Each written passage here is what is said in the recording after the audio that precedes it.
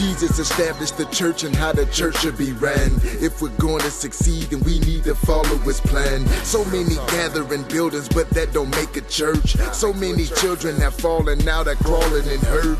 We need healthy leadership so we can have healthy churches. Thank God for elders and deacons who seek to worship. Let's take the deacon whose role is to meet physical needs. He is not responsible to teach or even oversee.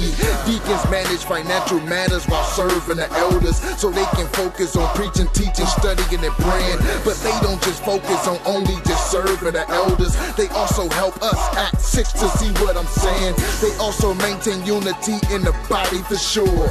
Many men like this will make a body mature. So as we focus on honoring the covenant, I'm urging you towards congregational church government. We have elders, we have deacons, and congregational leadership. Jesus is the head of the whole thing, the whole thing. What does that mean? What does that mean? What does that mean? What does that mean? What does that mean? What does that mean? What does that mean? I'm glad you asked. See, we have elders, we have deacons, and congregational leadership. Jesus is the head of the whole thing, the whole thing. What does that mean? What does that mean? What does that mean? What does that mean? What does that mean? What does that mean? I'm glad you asked. They say flame, don't go soft on this. Talk about the offices. Establish that the Bible says there's 1, 2. We've got deacons, we've got elders. We've got elders, we've got deacons. Any other school of thought just ain't true.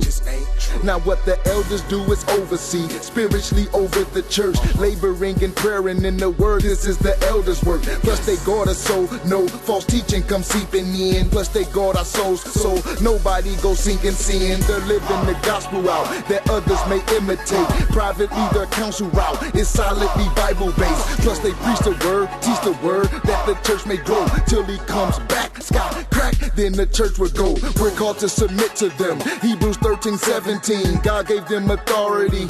Although we are a team, we got authority too. Matthew 18:15. Yes, the tension exists. Yes, we submit to the king. We have elders, we have deacons, and congregational leadership. Jesus is the head of the whole thing, the whole thing. What does that mean? What does that mean? What does that mean? What does that mean? What does that mean? What does that mean? What does that mean? I'm glad you asked. See, we have elders, we have deacons, and congregational leadership. Jesus is the head of the whole thing, the whole thing. What does that mean? What does that mean? What does that mean? What does that mean? What does that mean? What does that mean? I'm glad you asked. You came out the world, now you get placed in the church, given authority. Don't fall back, you gotta work. You're part of the congregation and you've got a role to play. You're part of the priesthood of all believers. You vote to say who the elders are, what people join, doctrinal truth, discipline too, I'll keep going.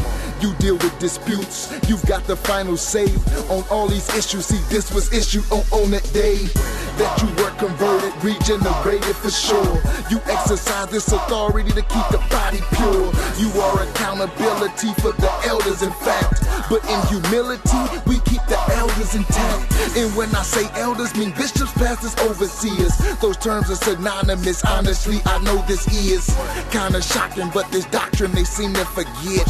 That's the teaching the biblical church leadership. We have elders, we have deacons, and congregational leadership. Jesus is the head of the whole thing, the whole thing. What does that mean? What does that mean? What does that mean? What does that mean? What does that mean? What does that mean? What does that mean? I'm glad you asked. See, we have elders, we have deacons, and congregational leadership. Jesus is the head of the whole thing, the whole thing. What does that mean? What does that mean? What does that mean? What does that mean? What does that mean? What does that mean? I'm glad you asked.